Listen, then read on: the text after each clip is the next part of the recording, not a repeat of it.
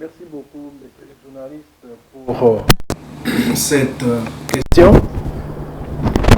L'université protestante au Congo, que je suis en train de piloter il y a de cela plusieurs années, est heureuse d'accueillir cette école, l'école du leadership, dont l'initiateur est le professeur Matata Mponyo, qui est professeur plein temps au sein de cette université.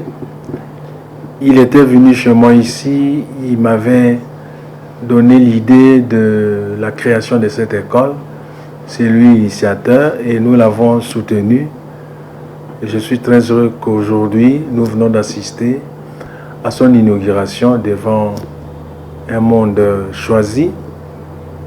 C'est vraiment, mes impressions sont très positives de voir qu'en plus des facultés qu'on a, quelques écoles qu'on a ici, il s'ajoute cette école-là pour la formation des leaders qui va faire ses preuves, j'en suis convaincu, à partir d'aujourd'hui et dans les années qui viennent. Monsieur le recteur, c'est une école indépendante ou soit... Elle n'est pas indépendante, elle est l'école de l'IPC.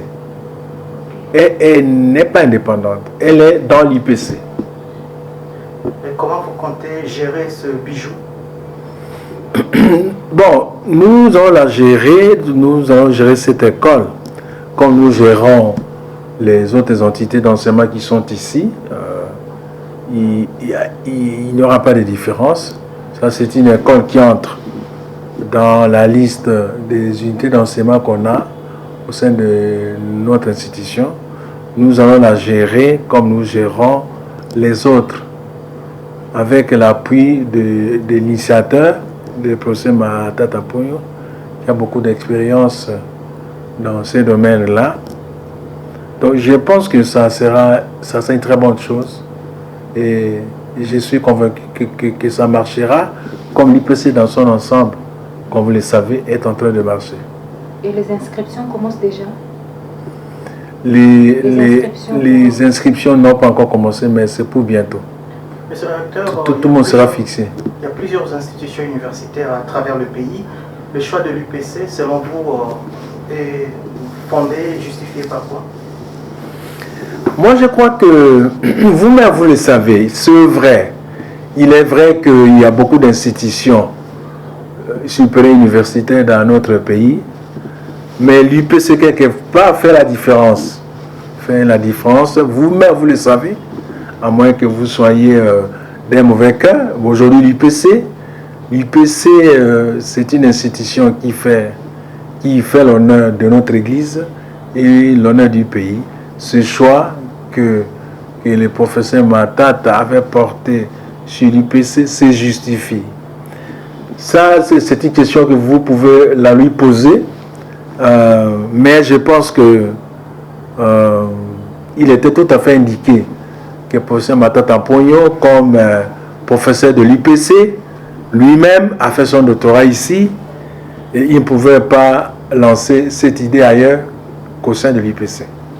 Dernière question, monsieur le recteur, un mot par rapport à la communauté tant nationale qu'internationale et aux autorités de notre pays.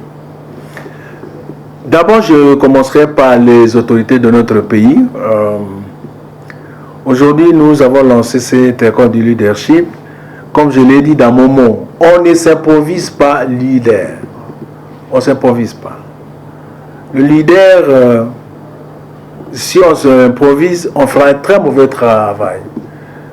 Comme nous le vivons au sein de notre pays, tout le monde se croit être leader. Non.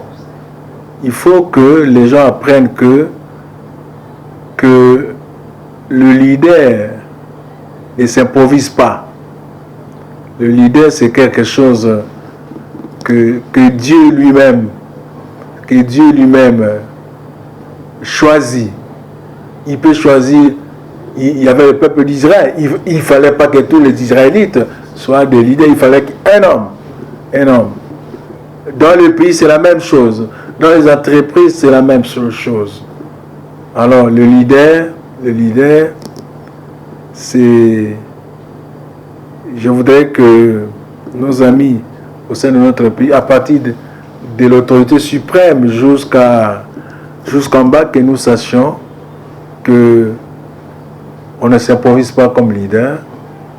Et il faut quand même avoir quelques notions de leader. Et je suis content de leadership, je vous l'ai dit. Je suis content qu'aujourd'hui nous avons cette école-là qui va fonctionner ici et que nous invitons que les uns et les autres viennent ici inscrire pour apprendre comment on devient. Au niveau de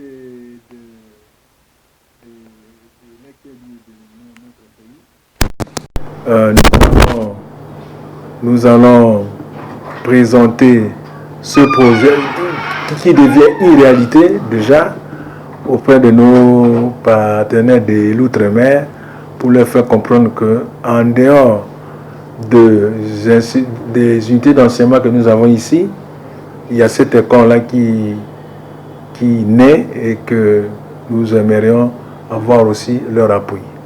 Monseigneur Ngoï Bondia, nous vous remercions. C'est moi qui vous remercie, mes chers amis. Le développement des grandes nations, le développement des grandes institutions et l'existence des grands hommes en tant qu'individus est fonction de la qualité de leur leadership. Et nous avons constaté, en ayant nous-mêmes exercé ce leadership au niveau de la primature, qu'effectivement l'essentiel de performance que nous avons réalisé était fonction de la qualité de leadership. Voilà pourquoi, sur base de nos études scientifiques que nous avons essayé de produire, alors que nous avons quitté la primature, et sur base de faits randomisés, nous avons réalisé que le leadership mérite d'être institutionnalisé sous forme d'une école au sein de l'université protestante pour en faire bénéficier à tout le monde. Voilà, et vous parlez de tout le monde spécifiquement qui peuvent être participants à cette école? Non, je pense que l'école de leadership est ouverte non seulement aux jeunes, mais aussi aux adultes, en passant par des jeunes professionnels, les directeurs, des PDG, des responsables politiques, parce que le leadership a pour mission de pouvoir donner les outils de conduite pour pouvoir atteindre une vision. Le leadership vous donne aussi la capacité de pouvoir tracter la machine, de pouvoir vaincre les obstacles, parce qu'en fait le chemin de leadership c'est un chemin des obstacles, ce n'est pas le boulevard. Le boulevard n'a jamais été le chemin de leadership. Et voilà pourquoi il est important que tout le monde sache la philosophie et l'essence même de leadership. Parce que vous savez, tout le monde naît leader, mais tout le monde ne devient pas leader. C'est ça la problématique. Pourquoi le choix de l'université protestante?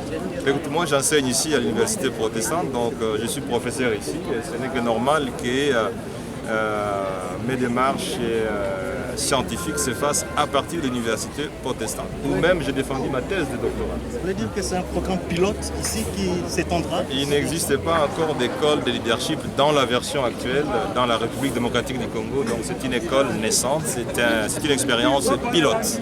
Alors les critères pour participer et payer, ce sera comment? Mais ça il faut voir avec l'université protestante, hein. Moi je ne suis pas là, ça c'est la partie administrative, n'est-ce pas? Nous sommes au niveau de la partie académique. Merci. Merci.